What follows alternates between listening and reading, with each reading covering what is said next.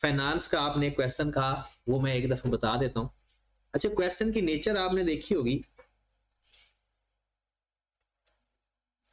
वो कहता है कि अगर यहाँ तो मंथ लिखे हुए तो अगर मंथ होगा तो 2/12 हो जाएगा 2 मंथ का, 3/12 हो जाएगा। मैं ईयर्स के हिसाब से करवा देता हूं कि अगर 4000 ड्यू है एट सेकंड ईयर और 7000 ड्यू है एट 7th ईयर और 10,000 ड्यू है एट 10th ईयर, सपोज कर रहे हैं ये पैसे देने हैं। अब ये डिसाइड किया गया है कि इसको 2 बराबर किस्तों में पे करना है, या ये डिसाइड कर दिया गया है कि एक किस्त ये होगी तो दूसरी किस्त क्या होगी। अगर ये सिंपल इंटरेस्ट का क्वेश्चन है ना, तो इसमें वो लाजमी बताएगा कंपैरिजन डेट क्या है, और अगर कंपाउंड इंटरेस्ट का सवाल है फिर वो कुछ नहीं बताएगा। अब हमने इसको करना क्या है, अगर तो वो ये कहता है रेट ऑफ इंटरेस्ट भी हमें बता देगा, सपोज दैट हम ले लेते हैं 12%, कंपाउंडेड एनुअली, सेमी एनुअली, कुछ भी है वो साथ बताएगा। हमने करना क्या होता है कि बेसिकली हमारे पास ये हम इसकी टाइमलाइन बनाएंगे। दूसरे साल पे हमने 4000 देना है, 7वें साल पे हमने 7000 देना है, और 10वें साल पे हमने 10,000 देना। अब ये डिसाइड किया गया है कि ये सारी पेमेंट्स, अगर वो कहता है सारी पेमेंट्स एक इंस्टॉलमेंट में देनी है और वो टाइम बता देगा, तो हम उस टाइम पर सबको लाकर प्लस कर देंगे अगर एक सिंगल पेमेंट में करना हो। और अगर उसने 2 पेमेंट्स कही है, एक को सपोज वो कहता है 4th ईयर पे, और एक को सपोज दैट वो क्या देता है 8th या 9th ईयर पे। अब अगर तो वो कह देता है ना कि ये दोनों बराबर हैं, तो दोनों को एक्स सेलेक्ट कर लेंगे, और अगर दोनों में से एक बता देगा फिर दूसरी को एक्स सेलेक्ट कर लेंगे, उसकी अमाउंट लिख देंगे। और इसके अंदर अगर कंपाउंड इंटरेस्ट होगा तो वो कुछ ना बताए सवाल हल हो जाएगा। सिंपल इंटरेस्ट में वो कंपैरिजन डेट जरूर बताएगा।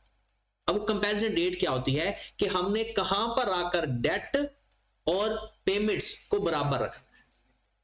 अब मिसाल के तौर पर उसने कहा है कि जी 9th ईयर आपकी कंपैरिजन डेट, हमने क्या करना है, आपके 3 डेट हैं, 4000 को भी यहां पर लेकर जाएंगे, 7000 को भी यहां पर लेकर जाएंगे, और 10,000 को भी यहां पर लेकर आएंगे। कहां पे 9th ईयर पे। जो आगे लेकर जाएंगे फ्यूचर वैल्यू, जो पीछे लेकर आएंगे प्रेजेंट वैल्यू, सबको कर देंगे प्लस, ये बनेगा value of that at 9th year. ठीक है, मैं अज्यूम करता हूं कि आपने इसकी भी फ्यूचर वैल्यू फाइंड की, ए या एस फाइंड करोगे, टाइम आ जाएगा 7 साल, और इसका भी ए या एस और इसका पी, इन तीनों को प्लस कर दोगे तो मैं अज्यूम करता हूं तो हमारे पास आ गया तकरीबन कोई जनाब 23,400, सबको प्लस करके अज्यूम किया 12% के हिसाब से। इन दोनों का ए या एस फाइंड किया और इसका पी फाइंड किया। ये है वैल्यू ऑफ डेट, और हमने पे भी इतना ही करना है, वैल्यू ऑफ पेमेंट। अब वैल्यू ऑफ पेमेंट अगर तो यहां पर कोई अमाउंट है उसको भी यहां पर लाएंगे,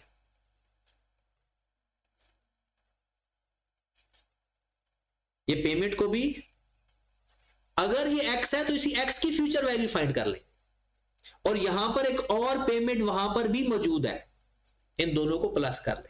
ये एक्स प्लस एक्स नहीं हो सकता क्योंकि एक एक्स 4थे साल पर है और एक 9th पे है।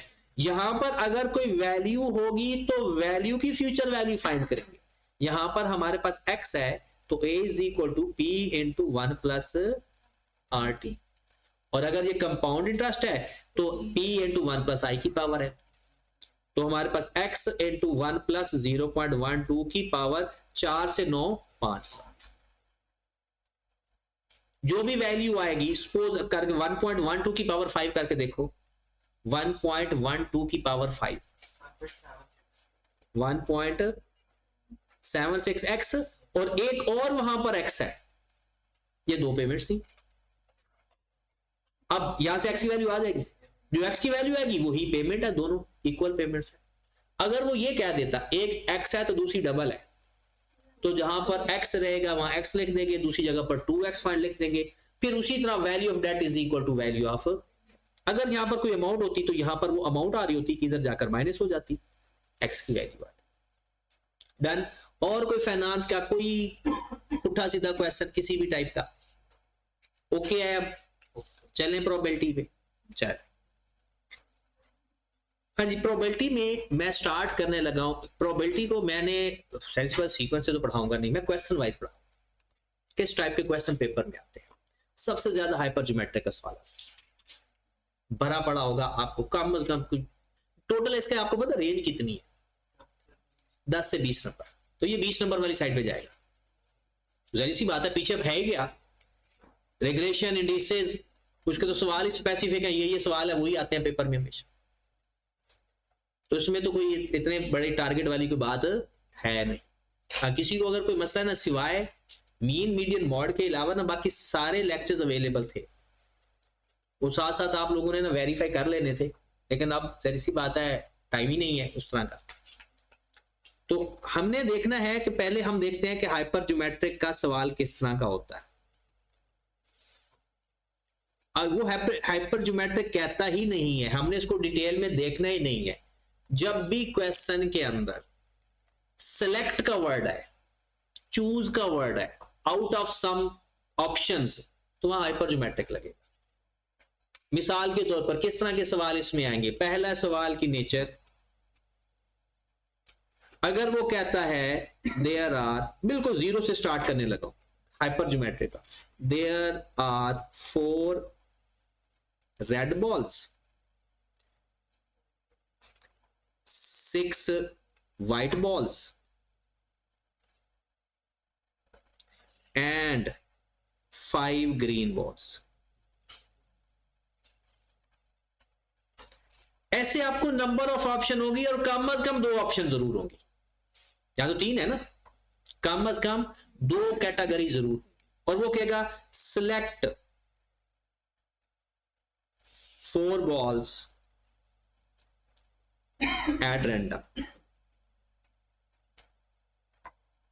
कहते मैंने एक बैग है, उस बैग के अंदर ये टोटल 15 बॉल्स हैं और आपने उसमें से 4 बॉल्स रैंडमली सिलेक्ट कर ली। वो कहता है बताओ क्या प्रोबेबिलिटी है कि उसमें से 2 रेड हों, क्या प्रोबेबिलिटी है कोई रेड ना हो, क्या प्रोबेबिलिटी है 2 रेड हो 2 वाइट हो, क्या प्रोबेबिलिटी है कोई भी ग्रीन ना हो। इस तरह के वो हमसे सवाल पूछे। आपने करना यह है कि सारी ऑप्शंस को लिख लेना है, रेड, वाइट, ग्रीन और टोटल, जितनी भी ऑप्शंस है ना वो आप लिख लें। 4 रेड है, 6 वाइट है, 5 ग्रीन है, टोटल कितनी है? और आपने सिलेक्ट कितनी की है? सिलेक्ट करने को मैं एन से डिनोट कर रहा हूं, सिलेक्ट कितनी की है? 4। अगर वो आपसे ये सवाल पूछे मुझे ऑल पॉसिबिलिटीज बताएं बॉल्स को सेलेक्ट करने की, वो ये नहीं कहता क्या प्रोबेबिलिटी है कि फलां बॉल हो, क्या वो पूछे नंबर ऑफ ऑप्शंस बताएं, नंबर ऑफ वेज बताएं, ऑल पॉसिबल, तो पता है उसका आंसर क्या होगा? 15C4। कॉम्बिनेशन फाइंड करना आता है ना कैलकुलेटर पे, 15C4 आप करोगे तो ये है all possibilities to select the 4 balls out of 15 balls. कितना आंसर आ गया?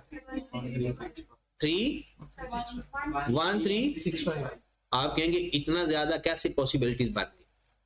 4 बॉल्स है ना, सपोज दैट रेड 4 है ना, तो रेड 1 रेड 2 रेड 3 रेड 4 हो सकता है। रेड 1 के साथ तीनों रेड आ जाएंगे, रेड 1 के साथ एक व्हाइट रेड 1 आ जाए, व्हाइट 1 आ जाए, तो ये टोटल कितनी पॉसिबिलिटीज बन सकती हैं? 1 3 6 5। अब मैंने ये देखना है, ये तो ऑल पॉसिबिलिटीज। अब वो क्या कहेगा? वो कहेगा क्या प्रोबेबिलिटी है कि कोई व्हाइट ना हो, नो व्हाइट बॉल। क्या प्रोबेबिलिटी है कोई व्हाइट बॉल ना हो? अब जरा ध्यान से देखना, मैंने थोड़ा सा अलग से बताना है ताकि ना कम टाइम के अंदर हमारा काम हो। व्हाइट ना हो 6 C0, खुद लिखा हुआ है वाइट ना हो, तो इसका मतलब है वो जो 6 बॉल हैं ना उनमें से कोई बॉल डिवाइडेड बाय 15C4, ये करना है आपने फिक्स। जो उसने कहा पहले वो लिखो, divided by total multiplied by, जो बच गया टोटल में से 15 में से 6 निकल गए, कितने बच गए 9C, 0 और 4 में कितने बच गए, ये आपका आंसर है, 0.09 जो भी आ रहा है। क्या करना है, जिसकी प्रोबेबिलिटी उसने कहा है वो लिखो, डिवाइडेड बाय टोटल लिखो, जो बच गया उसको मल्टीप्लाई करके लिख दो, ये आपका हाइपर ज्योमेट्रिक है। ठीक होगी बात। अब अगर वो कहता है सपोज दैट 2 रेड हो, 1 व्हाइट हो, 1 ग्रीन हो, वो क्या रहा है 2 रेड हो, 1 व्हाइट हो, 1 ग्रीन हो, जो वो कह रहा है वो कर दो। क्या कह रहा है कि जी पहले हमारे यहां पर मैं ऊपर ही लिख देता हूं ताकि रेड कितनी कह रहा है 2 रेड हो मल्टीप्लाई करके, 1 व्हाइट हो, 1 जो उसने बोला वो कर दिया, डिवाइड क्या करना है टोटल और मल्टीप्लाई करना है। अगर कुछ बच जाए तो कुछ बचा ही नहीं, क्योंकि ऊपर देखो 15 पूरा हो गया, ऊपर हमारा 15 पूरा हो गया, नीचे हमारा 4 पूरा। ये हमने पूरा जरूर करना होता, जिसकी प्रोबेबिलिटी वो कह दे वो लिख कर डिवाइड बाय टोटल कर दो, जो बच गया वो हमारा। ठीक है, अब सपोज दैट एक और सवाल करते हैं, फिर इसके जो पेपर में सवाल आते हैं वो भी करते हैं। अगर वो कहता है कि जी ये आपके ना मैं असाइनमेंट वाले सवाल शुरू करने लगा हूं कि देयर आर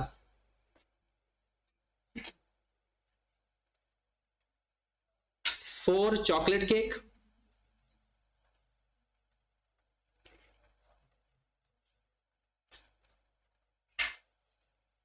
3 स्ट्रॉबेरी कर लो,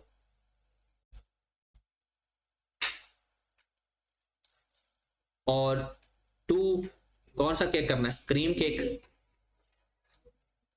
और 1 विदाउट क्रीम। हाँ जी, वो कहते हैं 2 cake are selected at random, what is the probability there is no chocolate cake, what is the probability there is no chocolate cake। इस सवाल आपका हल हो चुका है। वो कहता है चॉकलेट ना हो, तो हम भी कहते हैं ठीक है चॉकलेट नहीं लेते। 4C0, जितना का अगर उसने चॉकलेट के बारे में कहा तो सिर्फ चॉकलेट को पकड़ो, उसने 2 केक के बारे में कहा तो दोनों को पकड़ लो, जितने उसने कहे हैं और जैसे कहे हैं वैसे लिख, divided by total multiplied by जो उनमें से बच गया, टोटल में से जो ऊपर आ गया उसमें से जो बच गया। तो उसने कहा जी चॉकलेट का केक नहीं होना चाहिए, तो 4C0 divided by 10C2 multiplied by 6C, पता चल गया, हो जाएगा। ये तो पहले हुआ है, मैं तो वैसे बता रहा हूं। ठीक होगी बात। अब अगर वो इसी सवाल के अंदर एक लफ्ज इस्तेमाल कर दे विद रिप्लेसमेंट, तो याद रखें अगर विद रिप्लेसमेंट का लफ्ज उसने इस तरह के सवालों में इस्तेमाल कर दिया, जो कि 2 सवालों के अंदर इस्तेमाल करता है, एक चॉकलेट वाले केक के अंदर और एक वो करेंसी नोट वाले सवाल के अंदर, तो उसमें फिर आपने उसको लेकर चले जाना है बाइनोमियल। अदरवाइज ये बिल्कुल ऐसा ही है। एक और बल्कि सवाल आपके असाइनमेंट के अंदर सारे हैं, जितने भी सवाल हैं उसके अंदर सिंपल यही है। एक सवाल वो फूलों वाला आता है कि जनाब एक जैस्मीन के फूल हैं, ट्यूलिप के फूल हैं, वो कहते हैं 5 टाइप के, वो 2-3 टाइप के फूल बता देगा आपको, तो कहेगा क्या प्रोबेबिलिटी है कि सब में से एक हो, तो सबका C1 कर देंगे, डिवाइड बाय टोटल C5 कर देंगे। एक सवाल आपको मिलेगा जी पंजाब के इतने लोग हैं, सिंध के इतने हैं, फलाने के इतने हैं, 4 लोग ही सिलेक्ट करने हैं, क्या प्रोबेबिलिटी है पंजाब में से कोई ना हो, तो Punjab C0 divided by total C4 या 5 और मल्टीप्लाइड बाय जो बच गया। और अगर वो कहता है हर प्रोविंस में से एक एक बंदा हो तो सबका C1 divide by total C4। ये सारा यही है, मतलब हाइपर ज्योमेट्रिक के अंदर यही सवाल है और कोई सवाल नहीं है। बस एक है कि जो लगता हाइपर का है, करना बाइनोमियल के साथ है, वो ये दो ही सवाल है आपके। जब वो विद रिप्लेसमेंट लिख देगा ना तो उसको करने का क्या तरीका होगा कि इसी क्वेश्चन को अगर मैं विद रिप्लेसमेंट के साथ करता तो मेरे पास n था 2, मैंने 2 सेलेक्ट किए ना। PS में क्या होता है, जिसकी वो प्रोबेबिलिटी बता रहा है ना उसके नंबर डिवाइडेड बाय टोटल। अगर इस तरह के सवाल में आप लोगों को P का पता लगाना है तो P कैसे फाइंड करते हैं, n तो हमारे पास 2 आ जाएगा, P हमारे पास क्या आएगा, चॉकलेट के केक कितने थे, वो कहता देयर इज नो चॉकलेट, तो चॉकलेट के केक थे 4 डिवाइडेड बाय, और Q आपको आता है ना 1 माइनस P, किसके बराबर होता है 1 माइनस P, तो 6/10 या 0.6। अब वो कहता है क्या प्रोबेबिलिटी है, no chocolate cake, probability x is equal to 0। तो बाइनोमियल का फार्मूला तो आता है ना, क्या करेंगे 2C0 0.4 की पावर 0 0.6 की पावर। और इंटरेस्टिंग बात मैं बताऊं, ये जितने भी सवाल है ना ये खुद अपना जवाब बता रहे होते हैं।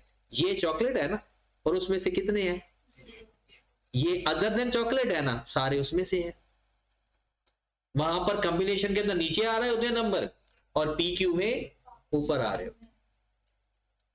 ठीक होगी बात। तो ये हाइपर ज्योमेट्रिक इतना ही है। फिर इसमें वो सवाल आप लोगों ने देखे होंगे कि इतनी बैटरीज हैं जिसमें इतनी खराब है, उसमें वो डिफेक्टिव और टोटल बताता होता है। तो हमने क्या लिखना होता है, डिफेक्टिव, नॉन डिफेक्टिव और टोटल। एक सवाल कर लो, जैसे वो कह देता है कि जनाब 20 batteries are defective out of 50 batteries, 20 batteries are defective out of 50 batteries। कहते हैं 5 batteries are selected at random,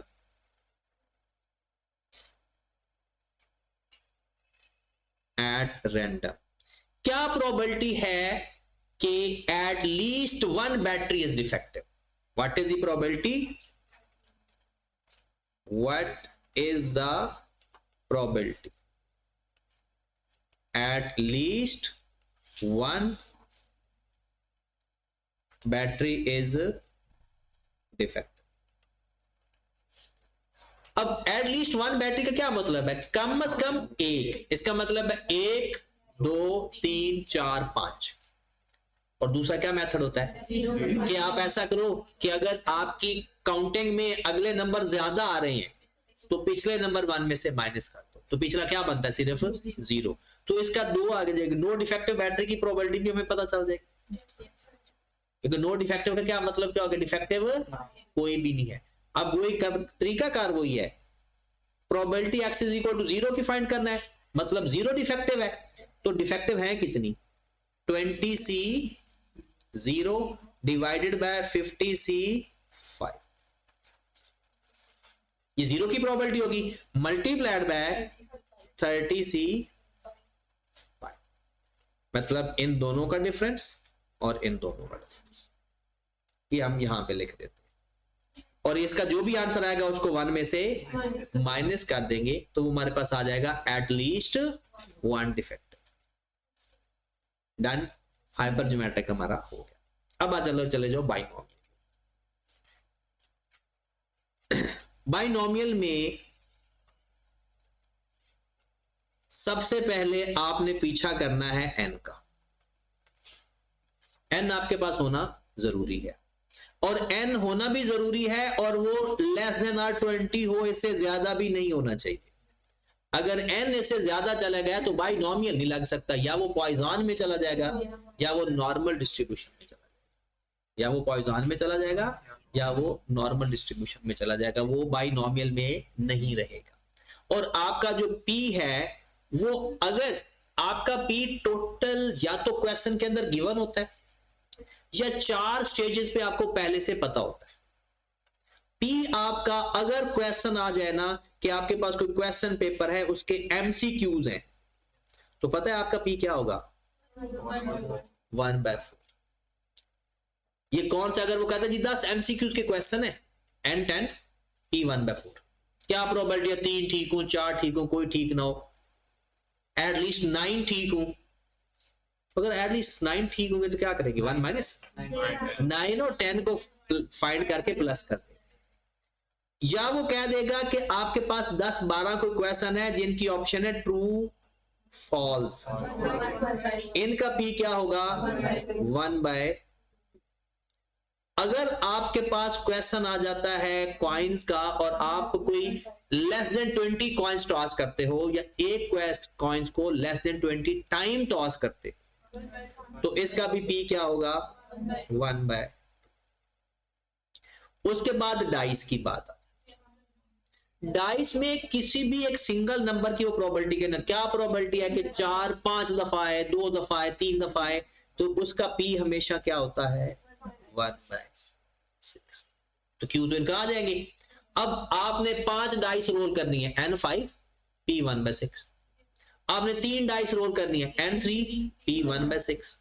coins toss करने हैं, तो ये क्वेश्चन आपको आ सकते हैं पेपर में इस तरह। अब इसमें अगर हम ये देखें कि अगर वो कहता है कि मोस्टली जो क्वेश्चन करता है कि मैंने ना 3 डाइस रोल किए, क्या प्रोबेबिलिटी है कि ऑल टाइम 6 आए? क्या प्रोबेबिलिटी है कि ऑल टाइम 6 है? तो क्या है? 1/। वो डायरेक्ट करने की जरूरत ही नहीं है, हम क्या करेंगे? पी कितना है? 1/। और क्यू कितना होगा? वो कहता है x is equal to all time है ना, एटलीस्ट 1 कहेगा तो 1 में से 0 माइनस कर देंगे, एटलीस्ट 2 कहेगा तो जैसे वो कहेगा वैसे उसकी प्रोबेबिलिटी फाइंड कर लेना। तो ये क्या आ जाएगा? ऑल टाइम तो 3C3, 1/6 की पावर 3 और 5/6 की पावर 0। ये भी जो ऊपर लिखा होता है ना यहां पर, ये बेसिकली इन दोनों का डिफरेंस होता है। यहां पर जो लिखा होता है ना वो डिफरेंस लिखा होता है, तो 1/1/2 1/6 आ रहा है। ठीक होगी बात। अब बाइनोमियल के अंदर और कौन सा क्वेश्चन है? एक तो ये क्वेश्चन है आपका सिंपल, कि वो आपको खुद बता देगा मैंने इतनी डाइस रोल की हैं, मेरे पास इतने क्वेश्चन हैं, मेरे पास इतने ट्रू फॉल्स के क्वेश्चन है, या मेरे पास इतने कॉइन्स है। ज्यादातर जो क्वेश्चन आ रहा है वो एमसीक्यूज, ट्रू फॉल्स और डाइस वाला आ रहा है, कॉइन्स वाला बहुत कम क्वेश्चन। फिर उसके बाद अगला जो टारगेट होता है हमारे पास बाइनोमियल के सवालों के अंदर, वो कभी कभी आपको सवाल इस तरह से दे देता है कि 3 ऑप्शन लग रही होती है, लेकिन ऑप्शन एक्चुअल में 2 होती है। जैसे आपका एक मशहूर जमाना सवाल होगा कि जनाब डैम की कंस्ट्रक्शन करनी है तो उसकी फेवर करने के चांसेस 75% है, जो लोग उसकी अपोजिशन में उसके इतने % है, और जो न्यूट्रल है वो इतने % है। इस तरह का जो सवाल होगा तो उसमें सपोज दैट वो हमें ये कहेगा कि भाई साहब आप एक डैम कंस्ट्रक्ट कर रहे हो, उसके फेवर होने के चांसेस हैं सपोज दैट 80%, अगेंस्ट के चांसेस हैं सपोज दैट 15%, और न्यूट्रल के हैं 5%।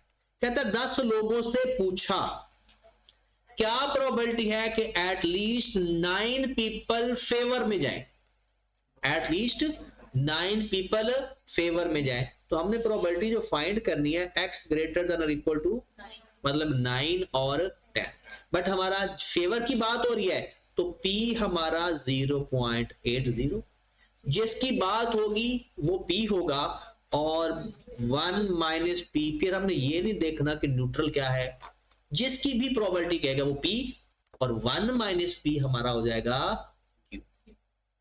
ठीक होगी बात। तो बाइनोमियल के यही सवाल है कि मेन आपने n और p देखना है, और बाकी में जो भी जिस तरह का भी सवाल है वो आपका सवाल हो जाएगा। ठीक होगी बात। उसके बाद आ जाती है बात पॉइजन की है, उसके फार्मूलास जो है आप मुझे बताते ना, मैं पहले वो करवा देता। आप मुझे मैंने पहले कहा था मैंने रैंडम ही स्टार्ट करना है, हाइपरज्योमेट्रिक, अभी मैं आपको बाइनोमियल फिर पॉइजन के पॉसिबल क्वेश्चन बता देता हूँ, नॉर्मल डिस्ट्रीब्यूशन के बता के फिर वापस चले जाएंगे कि सिंपल प्रोबेबिलिटी के सवाल क्या क्या हो सकते हैं, पॉसिबल है, ठीक है। और वहां पर जब जिसका जो मसला होगा वो बताता जाएगा, वो साथ साथ डील करते जाएगा। मेन में अभी ना क्वेश्चन को पकड़ रहा हूँ कि इस टाइप के ये क्वेश्चन आते हैं, जो ज्यादा सवाल आते हैं ना, मैं उसको देख रहा हूँ कि देखिए हाइपर ज्योमेट्रिक में से ना 3-4 सवाल आ जाते हैं तो बात ही खत्म हो जाएगी। अगर 3-4 सवाल आ जाते हैं तो बात खत्म हो जाएगी। और बाइनोमियल का अगर सबसे एक एक भी सवाल आए तो फिर भी अगर 4 सवाल हमारे एक पॉइजन से कवर हो जाए, एक बाइनोमियल का कवर हो जाए, एक हाइपर ज्योमेट्रिक का कवर हो जाए और नॉर्मल डिस्ट्रीब्यूशन का कवर हो जाए, 4 सवाल तो आ गए। कौन सी हमने डिसीजन लेनी है? हाँ जी, लेकिन ये जो प्रोबेबिलिटी है ना सिंपल, उसके क्वेश्चन वाइज आपने याद करना, तो फिर आपको परेशानी नहीं होगी। आप लोग ना टॉपिक वाइज करते हो ना, तो प्रोबेबिलिटी टॉपिक वाइज कभी भी नहीं, पूरी प्रोबेबिलिटी को सोचोगे ना तो नहीं समझ लगेगी। मैं तो आधे घंटे के अंदर प्रोबेबिलिटी खत्म करवा दूं, समझ भी लगेगी। वो इसलिए समय लगेगी कि पहले पढ़ा हुआ है। वैसे ना हर चीज को पढ़ने के ना 2 मेथड होता है, कॉन्सेप्चुअल और ट्रखालोजी। कॉन्सेप्चुअल पे टाइम लगता है, ट्रखालोजी से पेपर तो पास फिर भी हो जाता है। ट्रखालोजी कॉन्सेप्ट ना चले। अच्छा, उसके बाद पॉइजन में ना टोटल 4 टाइप के क्वेश्चन। एक, आपको एन और पी गिवन होगा, खुद जज करना होगा। वो जजमेंट कैसे होगी? पहला टाइप ऑफ क्वेश्चन है कि आपको सिंपल ऐसे लगेगा जैसे बाइनोमियल का क्वेश्चन, उसमें एन का जिक्र होगा बट वो ग्रेटर देन और इक्वल टू 20 हो, और पी का जिक्र होगा जो पी लेस देन और इक्वल टू 0.10।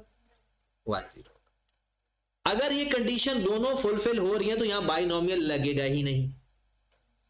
अगर इनमें से एक कंडीशन भी गई ना, एन वाली कंडीशन नीचे चला गया ना एन, फिर बाइनोमियल पक्का है, फिर कुछ और नहीं लग सकता। अगर एन ऊपर आ गया ना 20 से, फिर बाइनोमियल नहीं लग सकता। अब पी के आगे फिर फर्दर 2 दरवाजे कि अगर पी 0.10 से कम रहेगा तो बाइजॉन लगा देंगे, मतलब एन अपने मान मर्यादा तोड़ के आ गया ना तो वापस नहीं जाएगा, बाइनोमियल खत्म। अब वो वापस उसमें एंट्री की इजाजत, आगे फिर फर्दर उसके पास 2 रास्ते, पी 0.10 से कम है तो पॉइजन, और ज्यादा है तो नॉर्मल, ठीक है। और normal with continuity correction factor, 0.5 plus minus आपने करना। अब जनाब इसमें जैसे ही यहां पर आ गया, हमने पॉइजन में चला जाना। एक क्वेश्चन ये आता है, और पॉइजन में जब हम जाएंगे तो वहां पर हमें म्यू चाहिए होता है, जो कि किसके बराबर है? एनपी के। अब अगर हमारे पास सपोज दैट, ये तो लिमिट लिखी हुई है ना, एन मेरे पास 100 है और पी मेरे पास 0.08, तो मैं क्या कर दूंगा, 100 मल्टीप्लाइड बाय 0.08, जो कि मेरे पास 8 आ जाएगा। अब मैंने वो पेपर में क्या कहेगा, और इसमें अगर जब भी एट लीस्ट का जिक्र आएगा ना, आप हमेशा 1 माइनस वाले फार्मूले से कर सकते हो, 1 प्लस वाले फार्मूले से कर ही नहीं सकते, क्योंकि अगर एट लीस्ट 2 है तो 2 से लेकर 100 तक तो ये तो पॉसिबल ही नहीं है। तो हमने, हमारे पास क्या होगा, अब अगर वो कहता है ना कि मुझे प्रोबेबिलिटी चाहिए एट लीस्ट, वो 2 तरह कह सकता है, कहता है ग्रेटर देन और इक्वल टू 3, या वो कहेगा प्रोबेबिलिटी मुझे चाहिए ग्रेटर देन 3। इसमें भी अक्सर स्टूडेंट फंस जाते हैं, क्योंकि जवाब तो दोनों का होता है। एक वो क्या कहेगा, प्रोबेबिलिटी एक्स ग्रेटर देन और इक्वल टू 3, और एक क्या कहेगा, प्रोबेबिलिटी एक्स ग्रेटर देन 3। अब जब वो ग्रेटर देन और इक्वल टू कहेगा तो पता है हमारा जो प्रोबेबिलिटी आएगी 1 minus probability x is equal to 0, 1 और 2। 0 की प्रोबेबिलिटी, 1 की प्रोबेबिलिटी, 2 की पॉइजन से फाइंड करके 1 में से माइनस कर देंगे, क्योंकि जो नंबर इसमें आ गया ना वो नीचे नहीं आना, तो 3 तो ऊपर है, क्योंकि 3 भी है और 3 से ग्रेटर भी है, तो हमने 3 और 3 ग्रेटर को छोड़ के नीचे वाले। अब इसमें ग्रेटर देन 3 है, तो इसकी जो होगी 1 minus probability x is equal to 0, 1, 2 और 3। और फिर पॉइजन का फार्मूला तो आपको सबको आता है, e की पावर माइनस म्यू, म्यू की पावर x ओवर x का, फिर म्यू आप कॉमन भी ले लेते, e की पावर माइनस म्यू कॉमन भी ले लेते हैं, और फिर उसके बाद आप सिंपल अपना सवाल कर, आगे तो हो जाएगा ना। किसी को भी अगर कोई कहीं परेशानी आ रही हो ना तो वो पूछ लेने कि नहीं सर ये थोड़ा सा आगे करवा दे, तो मैं वहां तक ले जाऊंगा जहां तक आपको तसल्ली हो जाए, ठीक है। क्या आगे करना है? चल तो बता दिया करो ना ये। देखिए इसमें क्या है, अगर हम इस सवाल को करेंगे तो फार्मूला जो है ना प्रोबेबिलिटी का, इसका e की पावर माइनस म्यू, म्यू की पावर x ओवर x का फैक्टोरियल। अब अगर हम ये प्रोबेबिलिटी करेंगे तो इसमें आएगा 1 माइनस प्रोबेबिलिटी, प्रोबेबिलिटी तो अब लिखते ही नहीं है,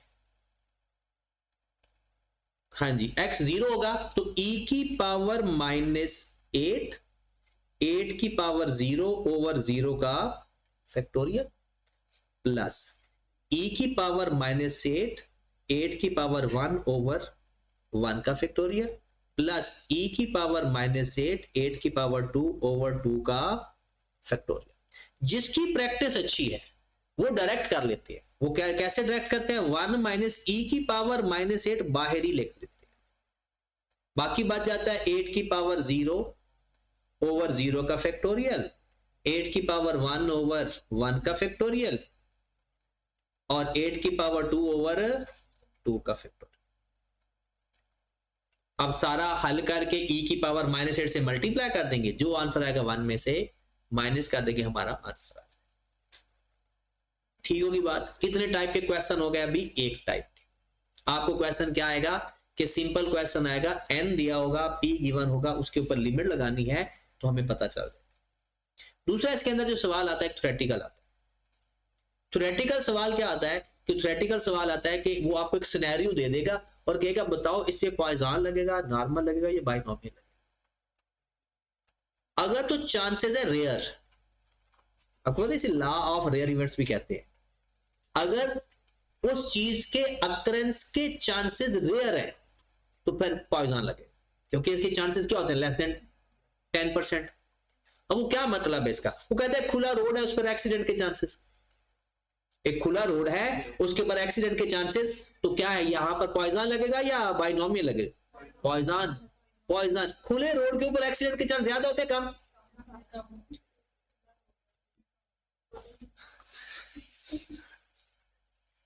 दरख्त तो सारे दरख्त एक ही लाइन पे है एग्जैक्ट, ये चांसेस भी बहुत कम होते हैं, क्योंकि एक ही लाइन, क्योंकि दरख्त है वो तो अपनी मर्जी के मालिक है, कहीं से भी ऊपर नीचे हो जाते हैं।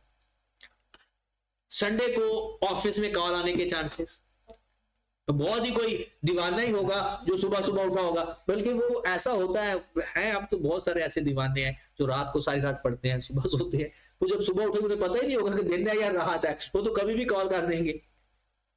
क्योंकि अगर सपोज दैट एक बंदा वो संडे की रात को पढ़ रहा, यानी सैटरडे को पढ़ रहा है, तो उसको तो सैटरडे लगेगा ना। सपोज संडे को उठेगा तो वो कहेगा अब तो मंडे आ गए, तो ये ऐसा हो जाता है। बहुत सारे हॉस्टल्स में अब ऐसे होते थे कि एक दफा, क्योंकि हॉस्टल बंद होना तो ये भी नहीं पता होता कि दिन है या रात है, तो भाई साहब होता था कि वो 2 बजे का टाइम होता था उनके क्लास का, तो ऐसे ना वो आकर ना दोपहर को आकर ना सो गया, तो उसकी ना रात को कहीं 11:30-12 बजे आंख खुली तो उठ के तैयारी करने लग गया कॉलेज जाने, और एग्जैक्ट 2 बजे निकलने लगा। तो सबने पूछा खैरियत है, क्योंकि सारे दीवाने होते हैं स्टूडेंट, लाहौर में आकर ना ऐसे ही हो जाते हैं। तो वो कहीं किधर जा रहे हो, कहता यार मैं क्लास से लेट हो रही है। तो फिर जब वो बाहर निकला देखा अंधेरा, खुशी तो बहुत होती है फिर बंदे को कि चलो सोना है, और फिर जब दोबारा, अक्सर खुशी तब होती है कि जब बंदा ना आंख खुलती है क्लास से तकरीबन घंटा डेढ़ पहले, बंदे को ऐसा लगता है हाँ शुक्र है सही टाइम पे उठो, फिर सो जाता है फिर दोबारा लेट ही आंख खुलती है।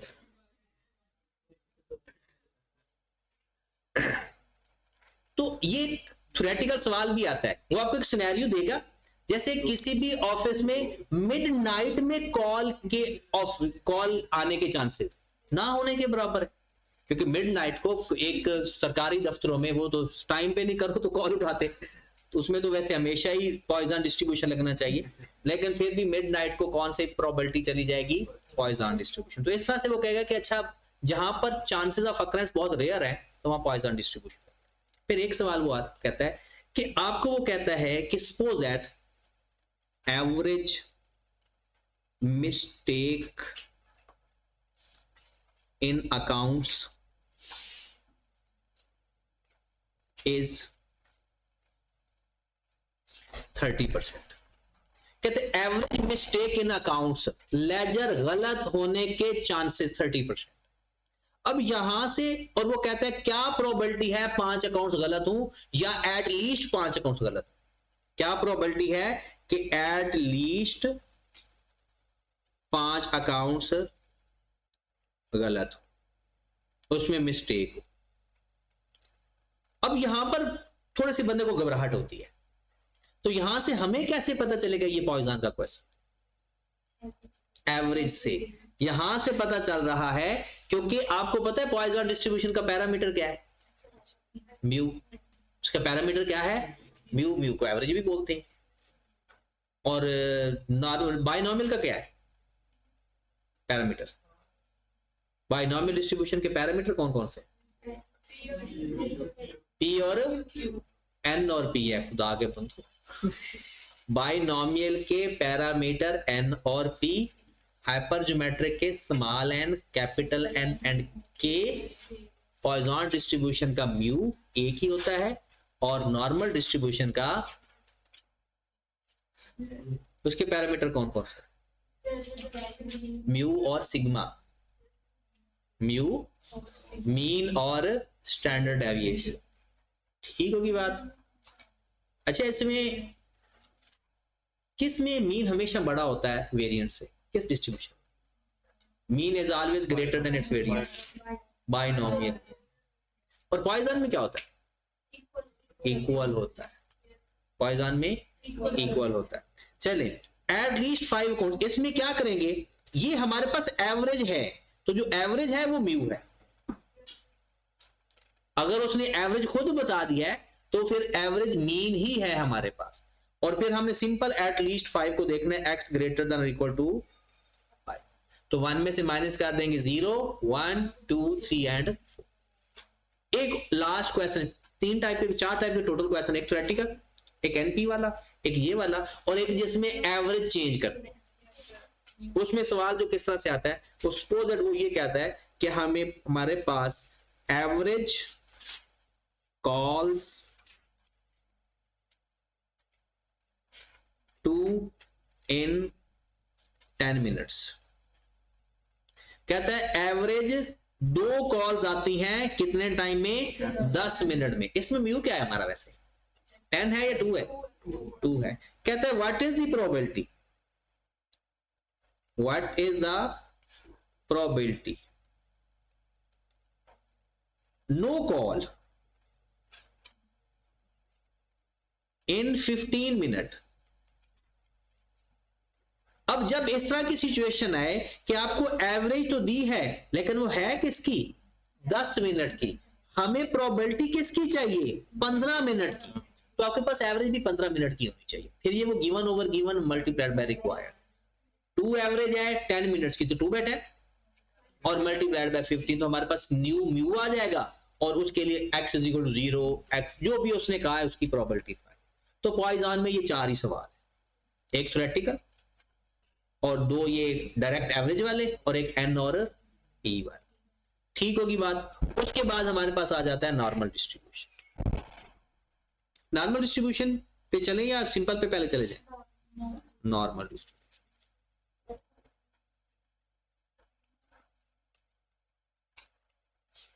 वैसे भी टाइम तो है, ये तो आप लोग वैसे ही कुछ इसके ना 40-40 मिनट के लेक्चर्स अवेलेबल थे, वो हो जाना था, उससे भी हो जाना था।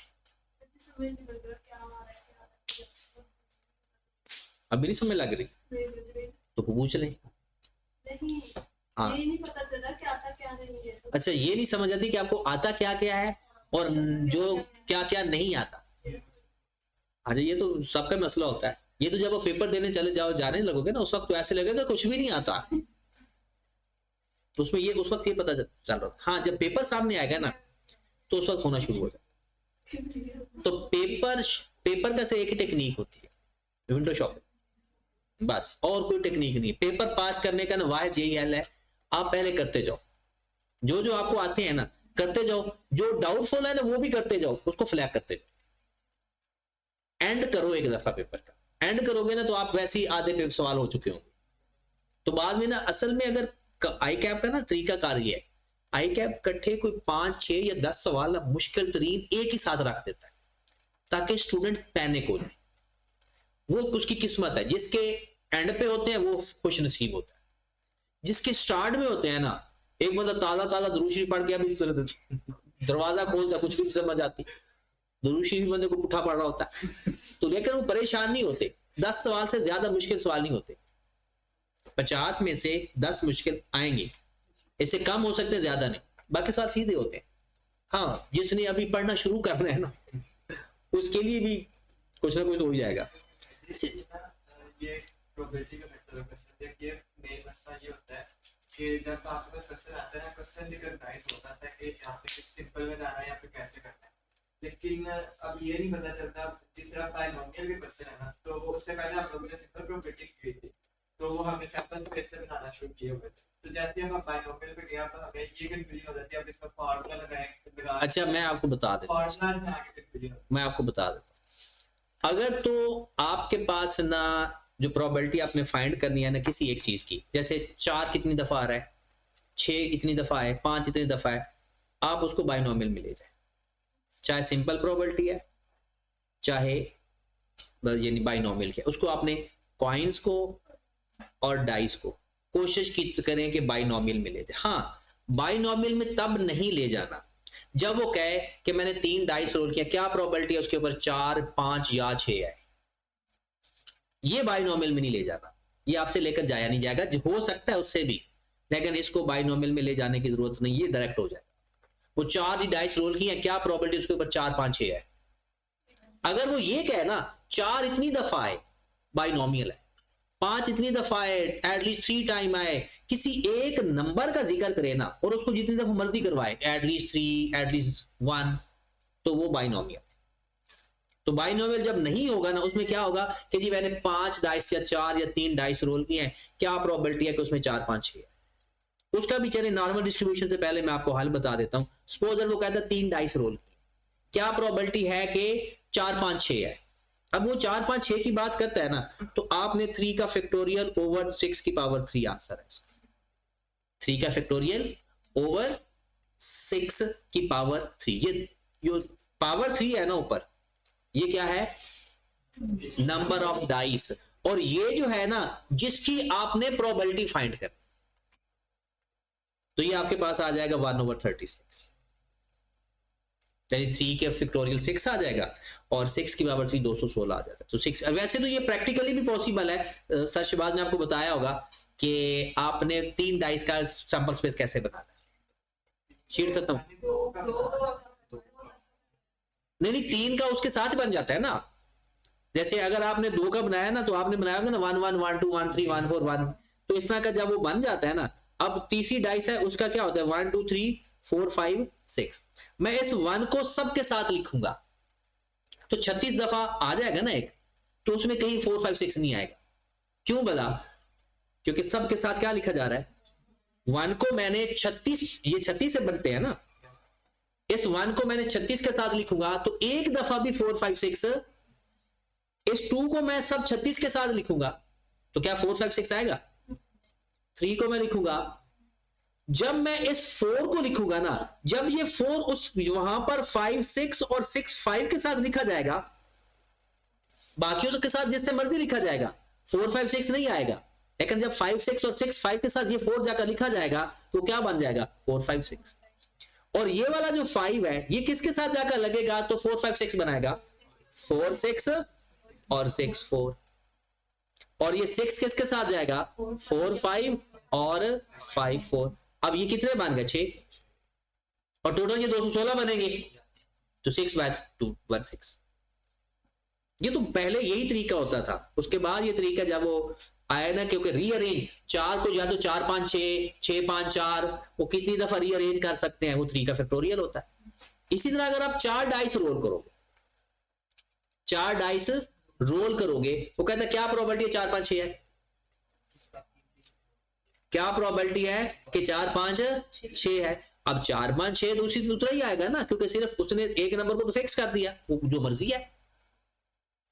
तो जब भी इस तरह का सवाल आ जाए ना, तो इसमें तो आपको टेंशन लेनी ही नहीं ना, वो फैक्टोरियल लगाना है, सवाल ही यही है, ये 4 डाइस वाला है या 3 डाइस, बाकी आप इसको बाइनोमियल में ले जाएं। 3 का फैक्टोरियल उसने कहा क्या प्रोबेबिलिटी है, 4 5 6 है, तो नंबर कितने हैं, 3, 3 का फैक्टोरियल। अगर 4 डाइस, हाँ 4, उसमें नंबर 4 होते हैं,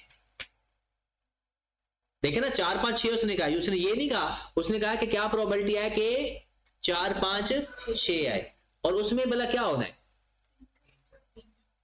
नहीं उसमें आएगा 4 का फैक्टोरियल डिवाइडेड बाय 6 की पावर 4 मल्टीप्लाइड बाय 2 का फैक्टोरियल। नहीं समझ लगी? अब मुझे ये बताएं, जब 4 डाइस रोल करोगे, जब 4 5 6 आएगा तो एक नंबर रिपीट होगा, एक नंबर रिपीट होगा, और जो रिपीट होता है उसका फैक्टोरियल नीचे डिवाइड होता है, जो रिपीट होगा उसका नंबर नीचे फैक्टोरियल डिवाइड होगा, तो 4 का फैक्टोरियल डिवाइड बाय 6 की पावर 4 मल्टीप्लाई बाय 2 का फैक्टोरियल, क्योंकि वो कहता है 4 5 6 है। हाँ अगर वो कहता है 4 डाइस है, 4 नंबर का जिक्र कर दे, फिर सीधा सीधा आएगा, फिर रिपीट करने की जरूरत नहीं है, फिर 4 का फैक्टोरियल डिवाइड बाय 6 की पावर 4। चलें जी नेक्स्ट आ जाएं, इसमें जो सिंपल प्रोबेबिलिटी के सवाल है ना, एक तो सिंपल है म्यूचुअली एक्सक्लूसिव इवेंट्स की प्रोबेबिलिटी का, एक सवाल है वो आपको प्रोबेबिलिटी ऑफ ए देगा, ये क्वेश्चन गिवन भी है, मुझे तो सवाल भी याद है 0.4 और 0.3। वो कहता है ये म्यूचुअली एक्सक्लूसिव इवेंट्स है, क्या प्रोबेबिलिटी है कि आपने इनमें से, तो सिंपल अगर म्यूचुअली एक्सक्लूसिव इवेंट है ना, तो probability of a plus probability of b, simple दोनों को प्लस करें, क्योंकि इसमें यूनियन माइनस, जो आपके पास लॉ ऑफ एडिशन का इवेंट्स है ना, उसका सिर्फ एक ही सवाल आता है, वो सवाल आता है कि जनाब इतने लोगों के पास यूपीएस है, इतने लोगों के पास जनरेटर है, और इतने लोगों के पास कॉमन है, तो हमने उसका क्या करना होता है, प्रोबेबिलिटी ऑफ ए, वो कहता है क्या प्रोबेबिलिटी है कुछ भी ना हो इनके पास, a complement intersection b complement, और वो बराबर होता है 1 minus probability of a union b. तो ए यूनियन बी कैसे फाइंड करते हैं, probability of a plus probability of b minus probability of a intersection b, वो पता है ना, पक्का? जिसको नहीं पता वो पूछता जाए, सवाल करते जाएंगे, हाँ तो ये ओके पता है ये चीजें, मैं तो आपकी असाइनमेंट वाले सवाल ही बताई जा रहा हूं, ठीक होगी बात? अच्छा ये आप ये सोच रहे मुझे कैसे याद है, ये सारे लिखे मैंने सवाल, ये जितने भी पूरे पाकिस्तान के अंदर अब ये असाइनमेंट चलती है, लेकिन लिखे मैंने ही थे, पहली दफा ये मैंने सारे लिखे थे सवाल, और मुझे वो सारे सवाल याद हैं, चाहे जितने भी हैं, कोई सवाल रह नहीं सकता कि जो, हाँ अगर कोई सर शहबाज ने कोई नया ऐड किया हो तो वो अलग बात है, जो फाइनल असाइनमेंट है ना उसके सवाल मुझे सारे पता। अभी तो इसके अंदर वो निकल गया सैम्पलिंग, वो सबसे मजेदार होता, वो पढ़ाता ही मैं ही था वैसे वो। चलिए जी, अब इसका एक सवाल आपको आएगा, एक टेबल बनाने वाला, जिसमें आपको कहोगे कि जनाब इतने स्मोकर है और इतने नॉन स्मोकर, ठीक है, वो हमेशा टेबल वाला सवाल आता है। वो टेबल का और हाइपर ज्योमेट्रिक में फर्क क्या होता है? जो हाइपर ज्योमेट्रिक होता है ना, उसमें एक ऑप्शन होती है डायरेक्ट सेलेक्ट करते हैं, जैसे इतनी रेड है, इतनी ब्लैक है, इतनी फलानी है। जो टेबल वाला सवाल होता है ना, उसमें डबल ऑप्शन होते हैं, स्मोकर, नॉन स्मोकर, और फिर मेल फीमेल, या आगे चिल्ड्रन, या इस तरह की भी बात आ सकती है। पेपर में तो यहां तक भी सवाल आया हुआ है, वो कह देता है स्मोकर, लाइट स्मोकर और नॉन स्मोकर। ये वो बंदे हैं जो सर्दियों को खत्म करने वाले हैं, मतलब भट्टियां जलाते हैं। लाइट स्मोकर का मतलब होता है कभी कभी, और नॉन स्मोकर का मतलब है फिर मेल फीमेल। अब इसमें वो आपको बता देगा कि मिसाल के तौर पर मेल जी जनाब जो स्मोकर है वो 400 बंदे हैं एक क्लब के अंदर, लाइट स्मोकर है वो 100 है, और नॉन स्मोकर कोई 10 एक बंदे हैं, और जो फीमेल है स्मोकर जो है वो 20 एक हैं, जो लाइट स्मोकर हैं वो 200 हैं, और जो नॉन स्मोकर है वो 500। अब वो कहेगा क्या प्रोबेबिलिटी, अब यहां पर वो ना डिफरेंट सवाल पूछेगा, सवाल एक ही होगा, टेबल एक ही होगा, क्या प्रोबेबिलिटी है कि जनाब वो लाइट स्मोकर हो और मेल हो, क्या प्रोबेबिलिटी है वो लाइट स्मोकर ना हो बट मेल हो। इस तरह के नंबर ऑफ क्वेश्चंस आपसे वो पूछ सकता है। तो जब तो वो कॉमन वाली चीज आएगी ना, मतलब तरीका का तो इसको आपको पता होगा, 420, 300, 510, फिर इधर कितना आ गया 510 और यहाँ पर 720, टोटल कितना आ गया 1230।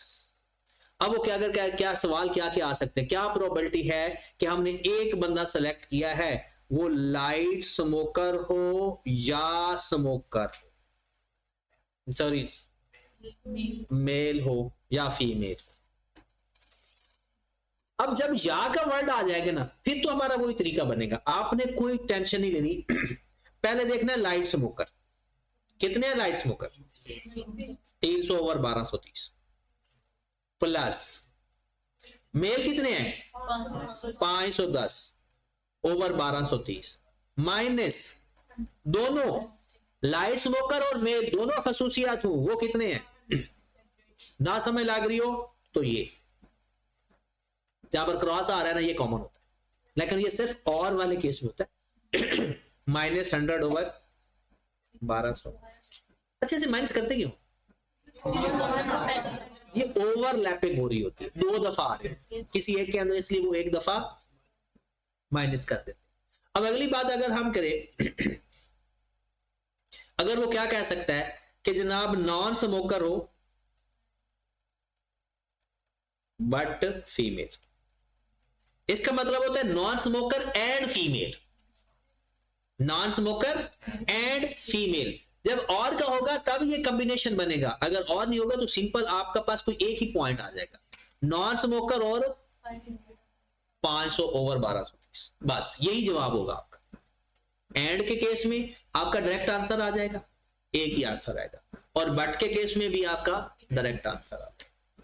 ठीक होगी बात। अब इसमें हमारे पास एक और सवाल आता है वो रेस वाला, ये 12 लोग रेस कर रहे हैं या 8 लोग रेस कर रहे हैं या 10 लोग रेस कर रहे हैं, क्या प्रोबेबिलिटी है पहली दूसरी तीसरी पोजीशन है या क्या प्रोबेबिलिटी है सारे जीत जाए। तो अगर हमारे पास 8 रेसर है और आप कहते हैं जी पहली दूसरी तीसरी पोजीशन है, तो पहले के जीतने के चांसेस 1/8, दूसरे के जीतने के और तीसरे के 1/6। अगर आप कहते हो सारे पहले नंबर पर आ जाएं तो 1/8 1/8 1/8। ठीक होगी बात। इसके अलावा अगर अब आप मुझे बताएं कि नॉर्मल डिस्ट्रीब्यूशन के अलावा अब आपका कौन से ऐसे क्वेश्चन है जो आपको परेशान करते हैं नॉर्मल डिस्ट्रीब्यूशन पे। तो नॉर्मल डिस्ट्रीब्यूशन के भी टोटल 4 सवाल है। एक सवाल आता है थ्योरेटिकल, एक सवाल आता है कि सिंपल एक वन साइड की प्रोबेबिलिटी एक्स ग्रेटर देन या लेस देन आ जाता है, एक सवाल आता है बिटवीन वाला और एक सवाल आता है कॉन्टिन्यूटी करेक्शन वाला। ये टोटल 4 सवाल है नॉर्मल डिस्ट्रीब्यूशन के जो पेपर में घूम रहे हैं। हाँ, एक थ्योरेटिकल जो आता है ना वो थोड़ा बड़ा सवाल है। वो थ्योरेटिकल में क्या आ जाता है कि नॉर्मल कर किसके ऊपर डिपेंड करती है, किसके ऊपर करती है, नॉर्मल कर किसके ऊपर डिपेंड करती है, मीन और स्टैंडर्ड डिवीजन। स्टैंडर्ड डिवीजन के चेंज होने से क्या होता है, फ्लैटर या यानी उसकी पोजीशन चेंज नहीं होती, सेंटर चेंज नहीं होता, स्केल चेंज होता है। और अगर मीन चेंज हो जाए तो उसकी एवरेज यानी वो शिफ्ट हो जाती है आगे या पीछे की तरफ। एक ये इसका आ जाता है कि इसकी वो ये सिमेट्रिक है या नॉन सिमेट्रिक है, सिमेट्रिक होती है, यूनी मॉडल होती है, ये इसकी खसूसियात है। ठीक है। हाँ, इसके अंदर जो कर्व के नीचे जी वैल्यूज होती है वो क्या होती है, कर्व के अंदर जो जी वैल्यूज हैं वो स्टैंडर्ड डिवीजन होता है। ये जो कर्व है ना इसके अंदर ये जो जगह है ये चीज इसे जी वैल्यू कहते हैं ना, ये जी वैल्यू स्टैंडर्ड डिवीजन होता है क्योंकि ये सारा फैला हुआ क्या है, स्टैंडर्ड डेविएशन। और ये एवरेज लाइन है, और ये जो लाइन है ये इस एक्स एक्सिस को कब काटती है, कभी भी नहीं काटती किसी भी लेवल पे। ये get closer to closer but can never touch it. इस खसूसियत को बोलते क्या है, असिम्प्टोटिक। ठीक होगी बात। उसके बाद यहां पर वो जो ज्यादा बातें हैं वो मैं बताऊंगा नहीं क्योंकि वो सिलेबस वाली बातें करनी है कि जो पेपर में सवाल आते हैं। तो ये इसकी शेप का नाम क्या है, bell shape, symmetrical bell shape, ये इसके नाम है। और उसके बाद इसके जो सवाल पेपर में हल करने के लिए आते हैं वो सपोज दैट आपको एक मीन बताया होगा और आपको एक स्टैंडर्ड डिवीजन भी बताया होगा।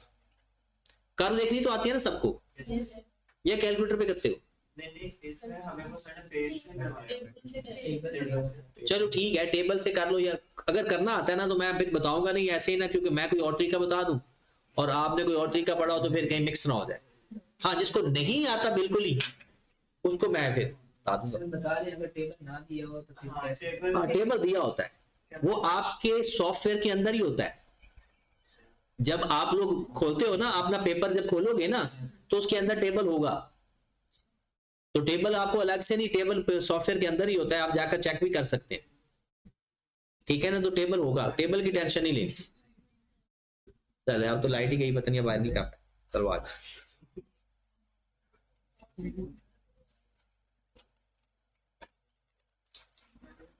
अच्छा, आपके वो मसला हल हुआ आप लोगों का, वो सैंपल स्पेस वाला?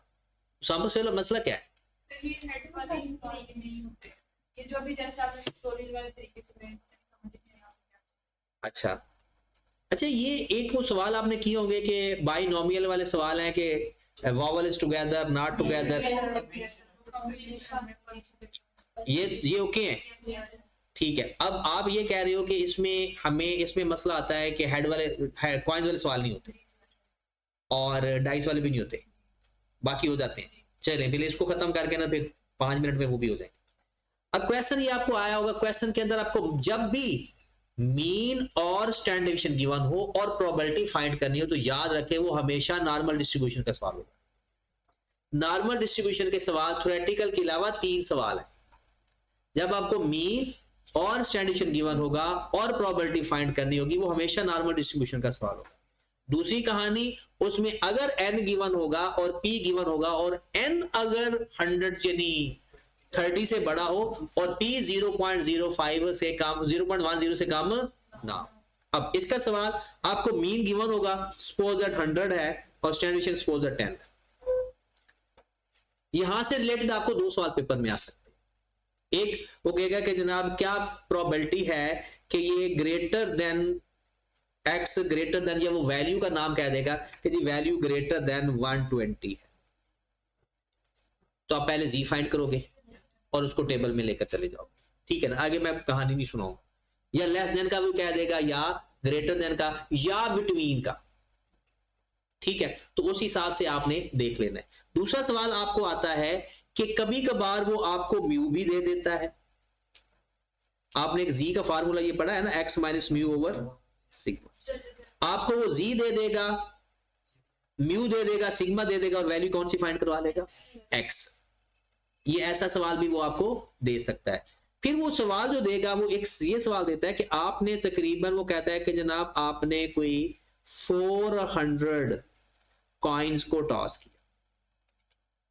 अब 400 कॉइन्स को टॉस किया तो n कितना आ गया हमारे पास, और इसका p तो होता है 1/2 और 1/2 मतलब 0.5। पॉइजन तो यहां लग नहीं सकता, बाइनोमियल से पहले ये बागी हो चुका है। अब यहां पर क्या लगेगा? Normal distribution. अगर वो कहता है मुझे प्रोबेबिलिटी बताएं कि आपकी प्रोबेबिलिटी जो है वो 380, वो कहता है कि क्या प्रोबेबिलिटी है कि जो आपका है वो 382 410 हेड्स आए, 382 410 हेड्स आए। तो आपने जो प्रोबेबिलिटी फाइंड करनी है वो डायरेक्ट नहीं करनी, आपने क्या करना है, प्रोबेबिलिटी 379.5 310 पॉइंट, लोअर में 0.5 माइनस कर देना है और हायर में 0.5 प्लस कर देना है, और फिर इसके जी बनाकर आगे फर्दर वैसे ही सवाल करना है जैसे आप नॉर्मल डिस्ट्रीब्यूशन का सवाल करते हो। ओके होगी बात। अब हम आ जाते हैं, इसके ये 4 सवाल हैं टोटल। ये दोबारा बता दें कि फैक्टर कैसे लगाएंगे? कैसे लगाएंगे? अगर तो बिटवीन का केस है ना, लोअर में 0.5 माइनस और अपर में 0.5 ऐड, और अगर सिंगल है तो सिंगल, अगर पहले सपोज दैट इक्वल है तो 0.5 माइनस भी एक बार और 0.5 प्लस भी, और अगर x ग्रेटर देन और इक्वल टू 10 है तो आपने 0.5 माइनस करना। ऐसा क्यों करते हैं ये भी मैं आपको बताता हूं।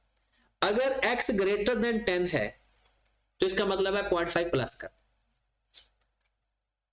इस तरह से इसको कंटिन्यू बनाएं कि आपकी गिवन कंडीशन भी वायलेशन ना हो और 0.5 वाली कंडीशन भी पूरी हो जाए, डिसकंटिन्यू भी मतलब डिसकंटिन्यू या कंटिन्यूस में कन्वर्ट हो जाए।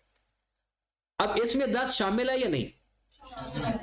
अगर मैं 10.5 से ग्रेटर करूंगा तो वो तो आउट हो जाएगा। अगर मैं, क्योंकि मेरे पास ऑप्शन दो ही है, या 0.5 प्लस कर सकता हूं या 0.5 माइनस कर सकता हूं। अगर मैं इसमें से प्लस करता हूं तो ये हो जाएगा ग्रेटर देन 10.5, वो तो 10 ही आउट हो जाएगा। इसका मतलब है मैं यहां पर अगर ग्रेटर देन इक्वल टू 9.5 करूंगा तो ये इसका अंदर ही रहेगा।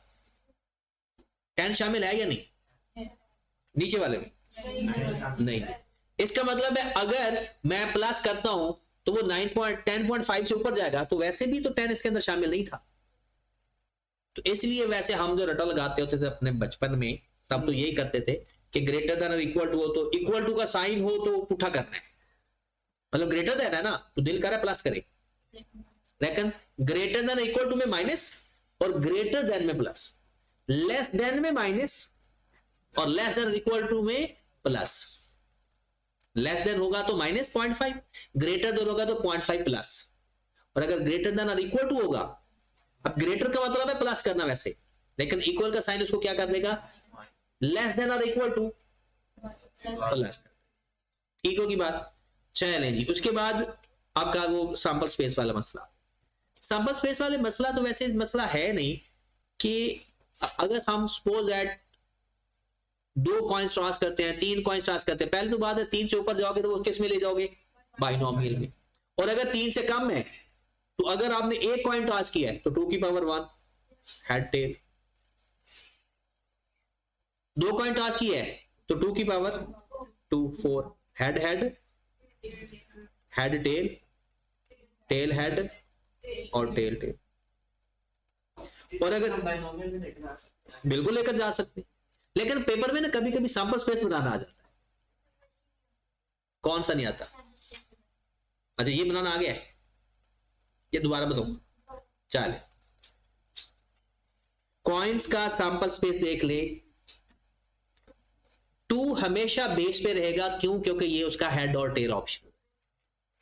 एक 2 कॉइन टॉस करो या एक कॉइन को 2 दफा टॉस करो, वो हमेशा एक ही बात होती है।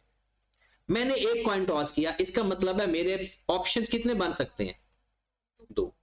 वो 2 ऑप्शन कौन से हैं? या हेड आ सकता है या टेल आ सकता है। अगर मैंने 2 कॉइन्स टॉस किए या एक कॉइन को 2 दफा टॉस किया तो 2 की पावर कितना आ जाएगा? इसके 2 तरीके। एक तो यह है कि 4 बनाना तो बड़ा आसान है, पहले हेड को पकड़ो, हेड हेड हेड टेल। पहले मैंने हेड को पकड़ा, हेड को हेड के साथ लिखा, हेड को टेल के साथ, फिर मैं टेल पकड़ूंगा, टेल हेड और टेल। ये भी मेरे ख्याल में 4 भी बन जाएंगे। अगर मैंने पेपर में ये आता है 8। अब इसके लिए हम वो अपने टेक्निक पे जाएंगे, इसको किस पे डिवाइड कर देंगे? 2 पे। जितनी ऑप्शन होती है उस पे, तो जितना आंसर आएगा ना, 4 आ गया ना, 4 दफा आप लिख दोगे हेड और 4 दफा लिख दोगे टेल, फिर इसको 2 पे डिवाइड कर, ये 2 दफा हेड आ जाएगा, 2 दफा टेल आ जाएगा, 2 दफा हेड आ जाएगा, 2 दफा, मतलब जब तक ये पूरा नहीं होता 2 का पेयर लेते जाएंगे, फिर 1, फिर हेड टेल, फिर head tail head tail head और ये 8 बार, और हमेशा इसी सीक्वेंस में हमेशा होता है। और ये पता है इन्वेंशन किसकी है? ये मुल्तान के प्रोफेसर हैं। मतलब पहले 3 या पर ट्री डायग्राम से बनाया जाता, तो आपकी बुक में भी ट्री डायग्राम होगा। वो इतना फैल जाता था, अगर जब हमने तो बीएससी किया था ना स्टैट्स के अंदर, तो इतना फैल जाता था कि वो बहुत ही पेजेस। तो ये खुशकिस्मती ये भी थी कि मैं उनका स्टूडेंट भी रहा हूं, और आज तक वैसी बात है जब बंदा किसी से सीखता है तो मजा तो बहुत आता है। तो स्टैट मैंने सिर्फ, और यूनिवर्सिटी बीएससी में भी पढ़ी हुई है, तो सीए वाली स्टैट तो कुछ भी नहीं है उसके मुकाबले में। तो ये सारी चीजें उनकी इन्वेंशन है। मतलब उन्होंने ये, आगे सैंपलिंग डिस्ट्रीब्यूशन के सवाल होते थे इतने लेंथी, तो उन्होंने ये तरीका जब बताया ना तो वो गलत नहीं हो सकता। 4 कॉइन्स हैं, 5 हैं, 6 है, जितने मर्जी कॉइन टॉस कर लो। करना क्या है, 2 पे डिवाइड करते जाओ और इन दफा हेड टेल लिखते जाओ, तो आपका सैंपल स्पेस ये हो जाएगा पक्का। चल डाइस का भी है इशू। डाइस में तो एक डाइस है तो 6 की पावर 1, ये तो 1 2 3 4 5 एंड 6। अगर 2 डाइस हैं तो 6 की पावर 2। और इसके लिए आपने ये फॉर्मेट रख लेना, 1 से लेकर 6 तक इधर और 1 से लेकर 6 तक। अब इस 1 को पहले सबके साथ लिखो, 1 1 1 2 1 3 1 4 1 5 1 6, मतलब ये ज्यादा आपने लिखना है 1 3 1 4 1 5 और फिर 2 को सबके साथ लिखें, 2 1 2 2 इसी तरह से, फिर 3 को, फिर 4 को, ये आपके पास 36 बन जाए। अब इसमें जो प्रोबेबिलिटी कहेगा कि मुझे प्रोबेबिलिटी चाहिए कि पहला नंबर बड़ा हो दूसरे नंबर से, तो सब में देख लेंगे, लेकिन ये सीक्वेंस एक रखना है। जैसे इस 1 को सबके साथ लिखा है ना, तो 1 1 1 2 1 3 बोल रहे हो, जब 2 को लिखोगे तो फिर 2 1 2 2 2 2 3 2 4 इस तरह से लिखेंगे, 3 1 3 2 3 3 इस तरह से भी लिखेंगे। वो पूछेगा क्या प्रोबेबिलिटी है पहले का रिजल्ट दूसरे से बड़ा हो, क्या प्रोबेबिलिटी है दोनों फेस बराबर हो, क्या प्रोबेबिलिटी है कि दोनों फेस डिफरेंट हो, तो उसमें से यहां से 36 में से देख लेंगे, डिवाइडेड बाय 36 आप करते हैं। ठीक है, अब अपने अपने ना मसाइल बताते जाओ सिर्फ प्रोबेबिलिटी के। कल हम रिग्रेशन कोरिलेशन के देख लेंगे, इंडिसेस के देख लेंगे, और मीन मीडियन मॉड में तो मुझे नहीं लगता कि कोई ऐसा इशू वाली बात है। तो अभी आपको कोई ऐसा इशू नजर आ रहा है या लग रहा है तो पूछें, या फिर आप असाइनमेंट करें उसकी, जहां से भी कोई भी मसला आता है ना क्यूएम की असाइनमेंट में किसी भी जगह, वो कल इकट्ठा करके आए तो कल इसको फाइनलाइज कर देते हैं। ठीक है, कल आपका टेस्ट कैसी, पहले 3 चैप्टर का, उसकी तो मैंने असाइनमेंट आपको शेयर कर दिया, आपने वहां से देख लेना, क्योंकि अगर उसको करेंगे तो फिर इसका बेचारे का टाइम ही नहीं आता। ठीक है, चलिए।